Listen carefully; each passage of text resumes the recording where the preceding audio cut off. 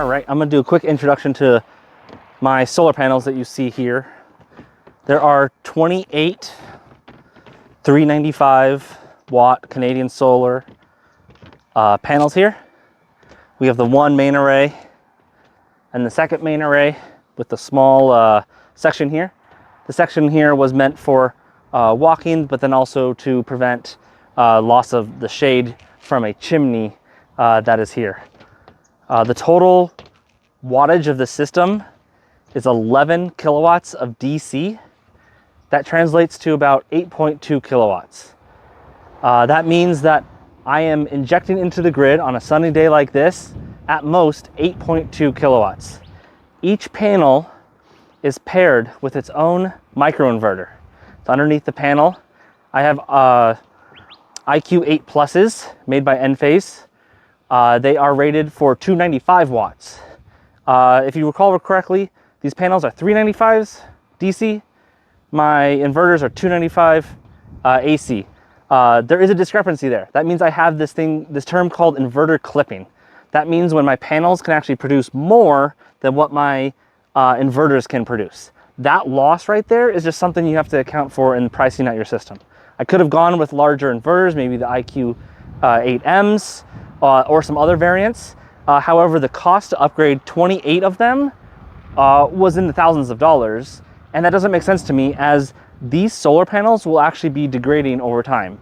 So through time, 5 years from now, 10 years from now, 20 years from now, that amount of clipping will actually be reduced over time as these panels start to degrade through time.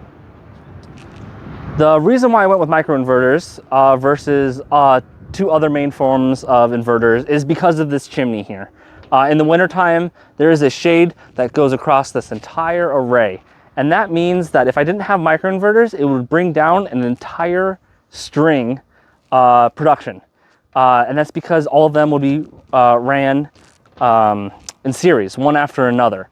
However, because I have microinverters, each panel can actually adjust its output to provide the maximum output power, which is what you're paid on. So to me, this was kind of a no-brainer. Another potential solution that I did explore was actually using a normal string inverter, but then with power optimizers for each panel. And this, in a sense, does the same thing as microinverters, but then you have this huge inverter on the side of your house. The cost difference between getting microinverters, which for me have a 25-year warranty, versus having optimizers with a normal string inverter on the side of the house with a less warranty, just didn't make sense, right? I bought this system to last 20 to 30 years.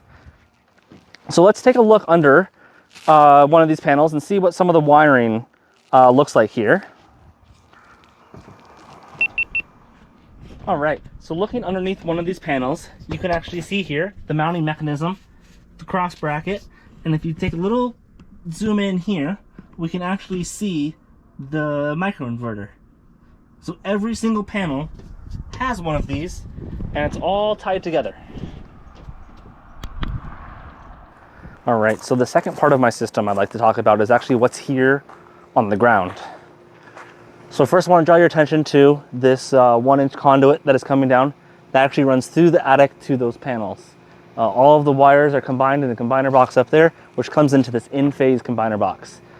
This is where all the monitoring go, where I can view panel level monitoring and output. This is also what connects to the internet.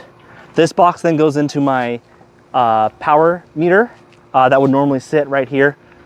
Then goes into a safety disconnect. This is used for the utility or firefighters. If something's going on, they can come in here and without a doubt throw one switch and turns off everything up on the roof for safety. And then that runs into my main breaker panel where there's a dedicated solar breaker for my solar system. Both of these meters are normally in place. This is a bi-directional meter, which means that you can actually send power to the grid, but then also pulling back from the grid for your house use. Just for some other notes here, this is a sub panel. The main panel didn't have enough spaces when this house was built, so they did a 100 amp sub panel on the side. This other conduit, which is what I'm saving for a future video right here, this 3/4 inch that goes up also into the attic, is for my electric vehicle charger.